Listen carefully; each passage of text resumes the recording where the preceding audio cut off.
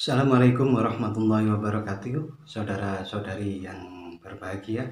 Mari kita mulai bersama-sama perkuliahan kita pada kesempatan hari ini dengan terlebih dahulu membaca basmalah. Bismillahirrahmanirrahim. Pada kesempatan sesi yang kedua ini saya akan menjelaskan tentang pengertian statistik, peran dan fungsi statistik, lalu kemudian ruang lingkup pembahasan statistik, basic data dan analisis statistik. Oke, kita akan mulai untuk yang pertama dengan pengertian statistik. Saudara-saudari, pengertian statistik adalah suatu metode dan prosedur yang digunakan untuk melakukan pengumpulan, pengolahan, penafsiran, dan berikan kesimpulan pada hasil penelitian.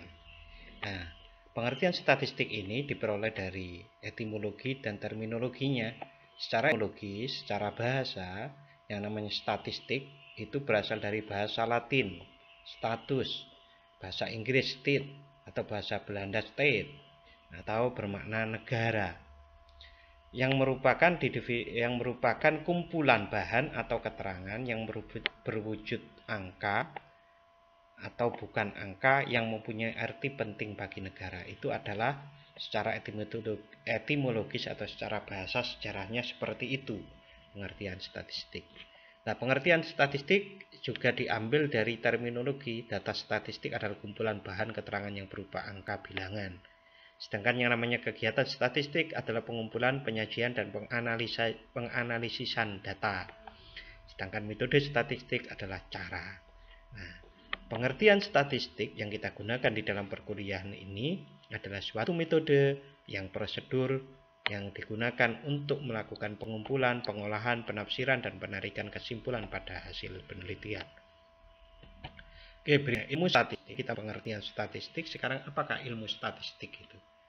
Ilmu statistik adalah ilmu pengetahuan yang membahas atau mempelajari dan mengembangkan prinsip-prinsip, metode, prosedur dalam pengumpulan, penyusunan, penyajian, penganalisisan bahan, penarikan kesimpulan, dan pembuatan interpretasi dan pembuatan perkiraan berdasarkan kumpulan bahan keterangan yang berwujud angka mengenai aktivitas yang berhubungan dengan pendidikan atau sosial. Nah, ini gambar SPSS, alat bantu software untuk statistik nanti. Oke, saudara-saudari, berikutnya kita akan mempelajari tentang peran dan fungsi statistik. Ada 4 di sini. Yang pertama adalah memberikan teknik-teknik. Peran dan fungsi statistik yang pertama adalah memberikan teknik-teknik yang tepat dalam pengumpulan, pengklasifikasikan, dan penyajian data, sehingga hasil penelitian lebih mudah dimengerti. Teknik-teknik pengumpulan data umpamanya, kalau di Yogyakarta ini ada 1000 anak yatim, apakah 1000 anak yatim itu harus kita teliti semuanya, kita beri angket semuanya? Kan tidak. Nah, kita akan mempelajari teknik-teknik dalam pengumpulan data itu. Yang pengklasifikasian atau pengkategorian, umpamanya hasil penelitiannya kemandirian anak panti asuhan itu apakah dalam keadaan sedang, tinggi, atau sangat tinggi umpamanya. Dan penyajian data berarti kita akan menggunakan tabel, menggunakan rata-rata, menggunakan diagram, dan yang lain-lain, sehingga hasil penelitian lebih mudah dimengerti. Dengan penelitiannya begitu banyak data, kita tidak mungkin menyajikan data itu kasar seperti itu, mungkin sulit dimengerti. Yang kedua, peran dan fungsi statistik adalah memberikan ukuran yang dapat mensifatkan populasi, menyatakan variasi, dan memberikan gambaran yang lebih akurat tentang kecenderungan suatu variabel penelitian. Variabel penelitian itu adalah seperti kemandirian yang dalam contoh di artikel saya maupun yang saya sebut tadi. Itu adalah variabel, salah satu variabel yang namanya kemandirian. Nah, dengan statistik kita akan memberikan ukuran yang dapat mensifatkan populasi. Umpamanya 1000 anak yatim tadi itu adalah kemandiriannya sangat tinggi. Lalu menyatakan variasi dan memberikan gambaran yang lebih akurat. Nah, kemandirian anak panti asuhan itu ternyata diperoleh oleh 70% dari anak yatim panti asuhan. 30-nya itu masih sedang. umpamanya begitu. Nah, ini adalah informasi gambaran yang lebih akurat tentang kecenderungan suatu variabel penelitian. Berikutnya, peran dan fungsi statistik adalah sebagai alat bantu dalam pengolahan, penganalisisan, dan penyimpulan hasil penelitian atau penyelidikan. Kita menggunakan statistik untuk menganalisis, ternyata hasilnya umpamanya variabel kemandirian anak panti asuhan tadi itu adalah sangat tinggi. Nah, ternyata di dalam variabel itu bisa dihubungkan umpamanya kemandirian itu dengan konsep diri. Konsep diri itu adalah bagaimana anak panti asuhan itu memandang dirinya sendiri sebagai anak yatim piatu. Nah, itu nanti bisa kita analisis dengan statistik, kita akan mendapatkan satu hubungan antara kemandirian dengan konsep diri itu. Bisa jadi hubungannya itu rendah, sedang, atau tinggi. Yang keempat, peran dan fungsi statistik adalah membantu meningkatkan kecermatan peneliti dalam pengujian hipotesis dan mengambil kesimpulan penelitian. Nanti kita akan pelajari lebih lanjut, tapi sedikit tentang bagaimana membantu meningkatkan kecermatan peneliti dalam pengujian hipotesis. Hipotesis itu adalah kesimpulan sementara, tesis itu kesimpulan, hipo itu sementara, hipotesis itu artinya kesimpulan sementara. Nah, menguji apakah kesimpulan sementara adanya hubungan antara kemandirian dengan konsep diri tadi itu terbukti atau tidak setelah diteliti. Oke, saudara-saudari, berikutnya sampai sini saya meminta saudara-saudari membaca artikel kemandirian anak di panti asuhan yatim Islam ditinjau dari konsep diri dan kompetensi interpersonal. Ini artikel yang diterbitkan oleh Jurnal Psikologi pada tahun 2000 itu. Nah, ini dibaca dulu agar Anda bisa memahami apa yang saya jelaskan tadi maupun yang akan saya jelaskan lebih lanjut.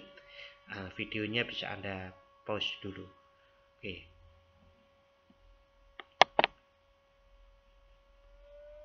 Oke, saudara-saudari, setelah Anda membaca artikel tadi, mudah-mudahan Anda memahami ini lebih mudah.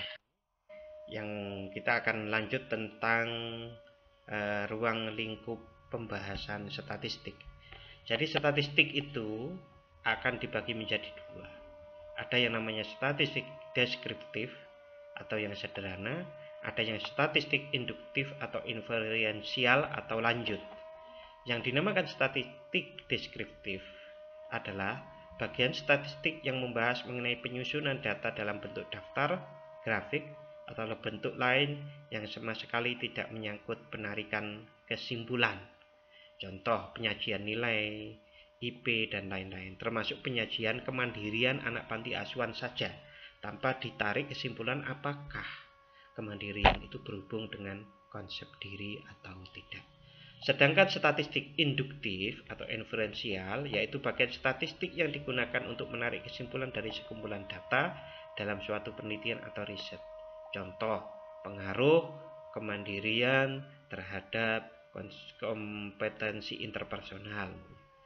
Atau contoh yang lain, pengaruh IP terhadap pengaruh motivasi belajar terhadap indeks prestasi belajar, pengaruh kedisiplinan terhadap minat belajar, dan seterusnya. Itu adalah contoh-contoh dari ruang lingkup pembahasan. Jadi yang perlu diingat di sini, ruang lingkup pembahasan itu adalah ada dua. Yang pertama statistik deskriptif dan statistik inferensial. Oke, berikutnya kita akan jelaskan lebih lanjut. Statistik inferensial itu meliputi statistik parametrik dan non parametrik. Kalau statistik inferensial yang parametrik yaitu suatu prosedur pengambilan kesimpulan statistik yang didasarkan pada asumsi ciri-ciri populasi atau parameter didasarkan pada model distribusi normal. Artinya data, kalau kita menemukan data di lapangan itu distribusinya normal, maka bisa digunakan statistik parametrik ini untuk menarik kesimpulan. Ya, statistik inferensial adalah untuk menarik kesimpulan. Sedangkan untuk statistik non parametrik itu digunakan untuk mengambil kesimpulan statistik yang tidak didasarkan pada asumsi ciri-ciri populasi atau parameter, dikenal dengan istilah statistik bebas distribusi. Artinya distribusi hasil penelitian, data hasil penelitian itu normal atau tidak, kita bisa menggunakan statistik non parametrik. Berikutnya saudara sadari, ini adalah basic of analysis. Jadi keterangan atau informasi mengenai suatu hal yang dapat berupa angka atau bilangan, data kuantitatif, atau bukan angka bilangan atau data kualitatif, itu adalah basic analisis data. Data kualitatif menggunakan analisis kualitatif, memakai dasar berpikir induktif, deduktif, analogik, dan generalisasi. Itu adalah kualitatif. Nah, statistik itu ada di sini. Di data kuantitatif menggunakan analisis kuantitatif dengan statistik. Oke, berikutnya saudara-saudari, kita akan basic of analysis statistik. Apa itu variabel? Di dalam artikel yang Anda baca tadi, itu ada variabel, 3 variabel, yaitu konsep diri, kemandirian, dan kompetensi interpersonal. Nah, itulah yang dinamakan variabel. Variabel itu bermakna ubahan atau gejala yang selalu berubah-ubah. Artinya kalau kita meneliti satu variabel kemandirian itu bisa berubah-ubah. Mungkin berubah subjek, akan berubah pula hasilnya kan. Variabel juga disebut sebagai konsep yang mempunyai variasi atau keragaman. Konsep mengenai sesuatu apapun yang memiliki ciri variasi atau beragam itu hampir sama yang pertama dan kedua. Variabel penelitian itu ada 2, yaitu variabel bebas dan variabel terikat. Oke saudara-saudari, berikutnya jenis variabel, masih tentang basic of analysis statistik. Variabel bebas disebut juga variabel pengaruh, yaitu variabel pengakuan, variabel kuasa, variabel treatment, atau juga disebut independent variable, dilambangkan dengan variabel X. Umpamanya kalau kita ingin menghubungkan antara konsep diri dengan kemandirian, maka yang variabel X atau independent variabelnya adalah konsep diri. Sedangkan untuk variabel Y-nya atau disebut variabel terikat, juga disebut variabel tergantung, variabel efek, variabel terpengaruh, tapi yang terkenal adalah dependent variable, disebut dengan variabel Y. Maka yang dalam contoh tadi yang disebut variabel Y adalah kemandirian. Oke, saya ulang, kalau kita meneliti tentang hubungan atau pengaruh antara konsep diri dengan kemandirian, maka yang variabel X atau independent variable itu adalah konsep diri. Sedangkan variabel Y-nya atau dependent variabelnya atau variabel terikatnya itu adalah kemandirian. Selain variabel bebas, dikenal juga ada variabel kontrol, variabel kendali, atau variabel konkomitan atau covariabel atau intervening variabel, yang fungsinya memurnikan hasil hubungan antara variabel bebas terhadap variabel terikat dari variabel lain. Umpamanya dalam contoh saya tadi, kalau ada hubungan antara konsep diri dengan kemandirian, itu kan tidak selalu kemandirian yang variabel Y-nya itu dipengaruhi sepenuhnya oleh konsep diri, tetapi mungkin ada pola asuh. Nah, pola asuh inilah yang bisa kita jadikan namanya variabel kontrol. Sehingga hubungan antara konsep diri dan dengan kemandirian tadi itu dapat diketahui secara murni karena dikontrol pola asuhnya. Oke saudara-saudari, data perolehan statistik yang kita teliti itu bisa menjadi 2 kategori. Yang kategori pertama, data kalau ditinjau dari nilai atau sifat angkanya ada 2, yaitu discrete dan data kontinu. Sedangkan kalau dilihat dari cara penyusunan dan level pengukurannya Ada data nominal dan data ordinal, dan ada data interval, dan ada data rasio. Apa masing-masing data itu tadi? Kalau data ditinjau dari sudut nilai atau sifat angkanya, yaitu ada dua kategori, diskrit dan data kontinu. Contoh data diskrit yaitu data yang diperoleh sebagai hasil menghitung atau membilang dan tidak mungkin berbentuk pecahan. Contoh, Anwar punya anak 3, laki-laki 2 dan laki-laki 1 dan 2 anak gadis. Tidak ada yang namanya data tentang jumlah anak itu 2,5 kan begitu. Itu namanya data diskrit. Data kontinu adalah data yang diperoleh dari hasil mengukur berbentuk sambung menyambung, misal tinggi, berat badan, nilai ujian akhir nasional, indeks prestasi kumulatif, dan lain-lain. Contoh IPK 3,99. Itu adalah berbentuk sambung menyambung. Tapi tidak ada nilai mutlak nolnya. Sebagaimana di sini nanti, kalau data ditinjau dari cara penyusunannya dan level pengukurannya, maka ada data nominal, data ordinal, data interval, dan data rasio. Apa data nominal? Data nominal adalah angka ini hanya sebagai label atau identitas yang membedakan satu objek atau subjek dengan objek subjek yang lain. Contoh, laki-laki diberi tanda 1 dan perempuan 2 atau sebaliknya. Data ordinal, angka yang berfungsi untuk menunjukkan adanya penjenjangan kualitatif, atau secara sederhana angka ini menunjukkan sebuah peringkat. Contoh, ranking di kelas. Ranking di kelas itu ranking 1, ranking 2, ranking 3. Bisa jadi yang ranking 1 itu rata-ratanya 90, ranking 2 itu 80, tapi yang ranking 3 itu adalah rata-ratanya 50. Umpamanya seperti itu. Itu data ordinal. Data interval, angka interval pada dasarnya adalah hasil pengukuran ordinal yang memiliki jarak antar jenjang yang tetap atau selalu sama. Jadi dalam urutan 1, 2, 3 jarak antara 1 dengan 2 adalah sama, 2 dengan 3 adalah sama, 3 dengan 4 adalah sama, dan seterusnya. Itu namanya data interval. Ada juga data rasio. Data rasio adalah angka rasio pada dasarnya adalah angka interval yang memiliki angka 0 mutlak.